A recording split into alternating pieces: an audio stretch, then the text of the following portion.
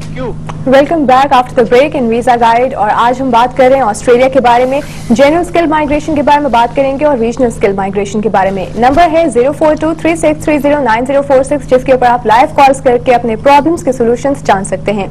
जी, general skill migration पे अभी हम चल रहे हैं और पॉइंट बेस्ड सिस्टम की हमने बात की कि किस तरह आप अपने पॉइंट्स जो है मैक्सिमम 70, 60, 50 एंड 40, ये हमारी 60, 40 एंड 40 60, 50 एंड 40 ये स्किल्स के हैं। अब इसके बाद जो बारी आती है वो पॉइंट्स ऑफ एज की आती है।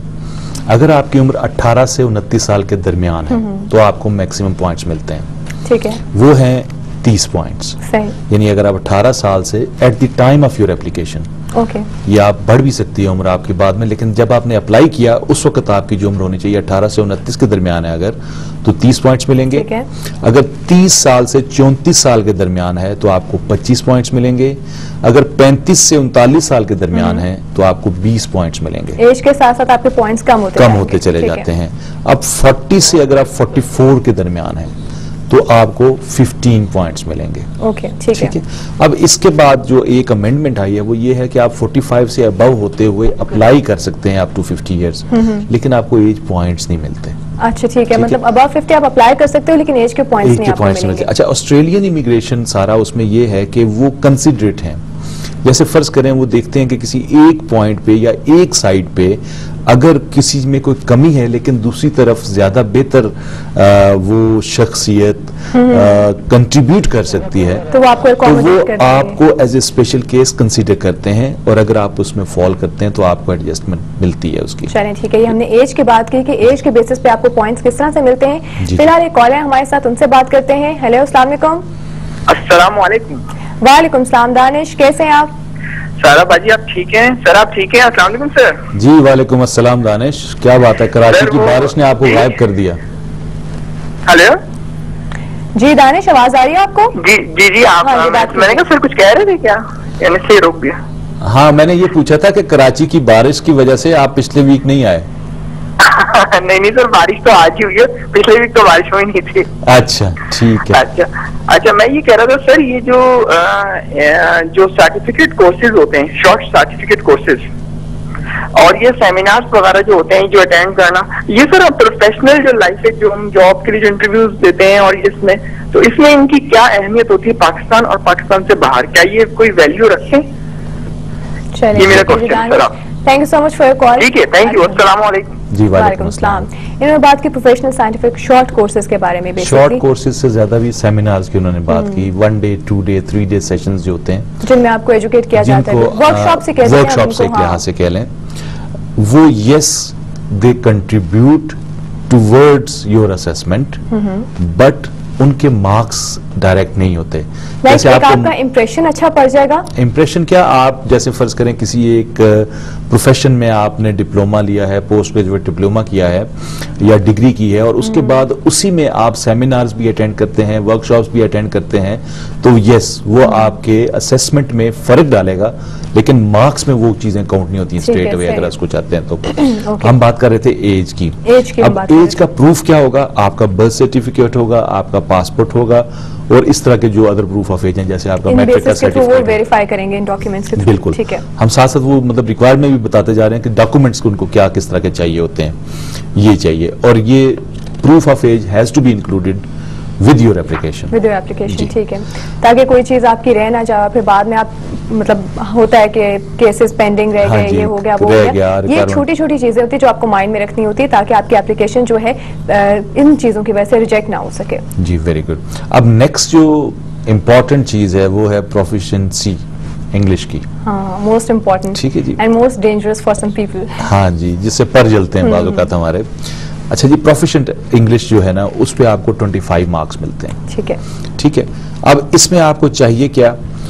IELTS score of at least 7 on each of the 4 components of the test: speaking, reading, writing and listening. अच्छा, इसमें at least 7 है, यानी at least 7 in all modules. हाँ, अबव हो सकते हैं, स्पीकिंग एंड जी, सब मॉड्यूल्स पे आपको 7 चाहिए, क्योंकि एक होता है क्यूमुलेटिव 7 आ जाना, वो नहीं, हर एक में कम से कम 7 होना चाहिए, तो फिर आपको ये मिलेंगे। इसके बाद आ जाती है आपकी कॉम्पिटेंट इंग्लिश, यानी इससे आप असेस कर सकते हैं कि आपको आपका जो मॉडल आपका जो आया है आइल्स का रिजल्ट आया है उसके मुताबिक आपको कितने पॉइंट स्कोर कर रहे हैं आप उसमें। इसमें आपको आइल्स अगर आपका 6 on each of the 4 components है तो फिर आपको 15 मार्क्स मिलेंगे। अच्छा ठीक है। 7 पे कितने थे हमारे? 7 पे 25 थे, 6 पे आपको 15 मिलेंगे। अच्छा, अब एक और है कंसेशनल कॉम्पिटेंट इंग्लिश। इसमें क्या होगा कि ये जो मैंने पहले 15 वाला जो जिक्र किया इस पे भी, और इसके बाद एवरेज आइल्स बैंड अगर आपका 6 आता है तो उस पे भी आपको 15 मार्क्स। अच्छा, ये बेसिकली कंसेशनल नाम इसी वजह से कि आपको थोड़ी बहुत कंसेशन है कंपनी, बिल्कुल ये इसमें आ जाता है। ठीक है जी, ये आ जाते हैं आपके एज के पॉइंट्स। अब ये हमारी लैंग्वेज के, ये लैंग्वेज के हो गए। और इसके बाद कुछ लोग ऐसे हैं, कुछ सिटीजनशिप्स ऐसी हैं कि जो लोग अगर वो इसमें नहीं है, उनको जरूरत नहीं है, मिसाल के तौर पे जैसे यूके के जिनके पास सिटीजनशिप है वो आयरिश, अमेरिका, न्यूजीलैंड और कनाडा। अच्छा ठीक है, जिनमें इनको जरूरत नहीं है, इनको बेसिकली प्रोफिशिएंसी के लिए ये आइल्स दिखाने की जरूरत नहीं है। ठीक है, ये एग्जेम्प्टेड है इस लिस्ट से। ये इस लिहाज से एग्जेम्प्टेड हो गया। अब आ जाते हैं हम अब पॉइंट्स फॉर स्पेसिफिक एम्प्लॉयमेंट। ठीक है, उस पे क्या है जो इसमें मैक्सिमम पॉइंट्स आप स्कोर कर सकते हैं, there are 10 if your nominated occupation is worth 60 points. जैसे हमने शुरू में असेसमेंट में जब किया, स्किल्स की असेसमेंट में किया, nominated occupation is worth 60 points and you have worked in your nominated occupation or a closely related occupation at a skilled level for at least 3 to 4 years right immediately before you apply। अच्छा ठीक है, immediately आपने 3 से 4 साल उस occupation में काम किया हो कि जिसको दूसरे स्किल्स के लिहाज से 60 पॉइंट्स मिले थे, तो उस पोजीशन में आपको स्पेसिफिक एम्प्लॉयमेंट के भी 10 पॉइंट्स मिल जाएंगे। अच्छा ठीक है, और 10 पॉइंट्स, अच्छा पॉइंट से बहुत फर्क पड़ता है। और फिर कितनी चीजें हैं कि जिनसे आप डिफरेंट पॉइंट्स जो हो वो सिक्योर कर सकते हो अपने लिए। वेरी ट्रू जी।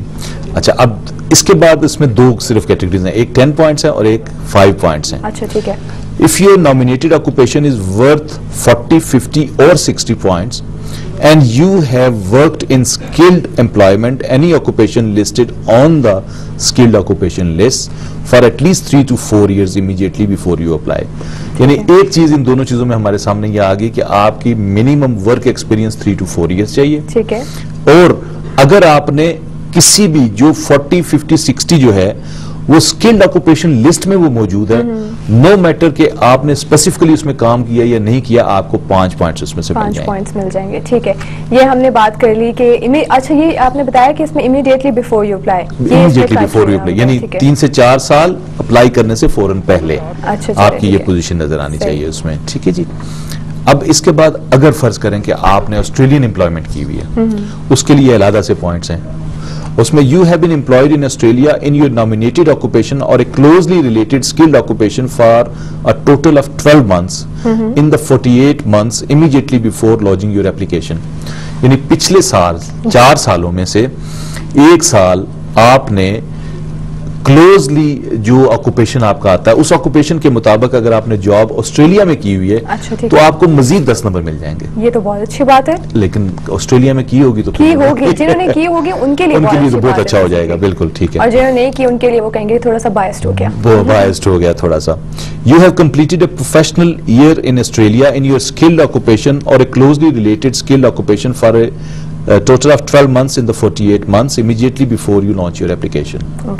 So इस लिहाज से आपको बेसिकली आपको ऑस्ट्रेलियन जो आपका वर्क एक्सपीरियंस है इन लास्ट 4 years में से अगर 1 साल आपने ऑस्ट्रेलिया में काम किया तो आप 10 पॉइंट्स जो है वो सिक्योर कर सकते हो, भी सिक्योर कर लेते हैं। ठीक है, लेकिन ये गुड न्यूज उन लोगों के लिए जिन्होंने ऑस्ट्रेलिया में काम किया हुआ है बिफोर अप्लाइंग। बिल्कुल। अब आ जाते हैं जी पॉइंट्स फॉर ऑस्ट्रेलियन क्वालिफिकेशंस। ठीक है, अब आपको थोड़ा सा रिलेट मैं समझता हूँ कर पाएंगी कि पहले मैंने स्टूडेंट्स का क्यों डिस्कस किया था यूनिवर्सिटीज का, और इसलिए क्योंकि ऑस्ट्रेलियन क्वालिफिकेशंस उनको लीड कर सकती हैं जनरल स्किल्ड माइग्रेशन की तरफ, अच्छा, या रीजनल स्पॉन्सर्ड माइग्रेशन की तरफ, दोनों के लिए, या एम्प्लॉयज नॉमिनेशन स्कीम की तरफ, यानी ये एडिशनल उनको बेनिफिट मिल जाता है इसमें। अब इसमें क्या है, यू हैव मिनिमम जो मैक्सिमम पॉइंट्स मिलते हैं इसमें वो 25 हैं, मिनिमम मिलते हैं वो 5 हैं। अच्छा। अब 25 कैसे मिलते हैं, you have completed an Australian doctorate at an Australian education institution after a period of at least 2 years full time 2 academic years while in Australia. यानी अगर आपने ऑस्ट्रेलिया में रहते हुए 2 साल की डॉक्टरल डिग्री के लिए अगर आपने वो वहां पे किया है, फुल टाइम आप स्टूडेंट थे, तो आपको 25 पॉइंट्स मिल जाएंगे इसमें। ठीक है, ठीक। ये हमारे अच्छा ये क्वालिफिकेशन लेवल के थ्रू होगा जी, ये ऑस्ट्रेलियन क्वालिफिकेशन जो दीगर क्वालिफिकेशन पे आप मार्क्स ले रहे हैं वो अलग है, लेकिन अगर आपने ऑस्ट्रेलिया में किया हुआ है तो ये सेपरेटली आपको एडिशनल पॉइंट्स मिल जाएंगे उसमें से। ठीक है जी। अब इसके बाद दूसरा है कि you have completed an Australian masters और honours degree at least upper second class level after a period of at least 1 year full-time study at an Australian educational institution while physically present in Australia. Okay. यानी Australia में रहते हुए आपने अगर masters किया है या ऑनर्स की है डिग्री, वो वाली डिग्री हो जाए, और you were also awarded an Australian bachelor's degree as a result of at least 1 year full-time study while physically present in Australia. The total period of full-time study in Australia was at least 3 academic years. Okay, ठीक है। इस position में आपको 15 points मिलेंगे। चलिए ये point जो है ना इनको कंटिन्यू करते हैं, मजीद बताएंगे कि आगे आप किन बेसिस पे पॉइंट सिक्योर कर सकते हो। एक कॉलर हमारे साथ, उनसे बात करते हैं। हेलो, अस्सलाम वालेकुम।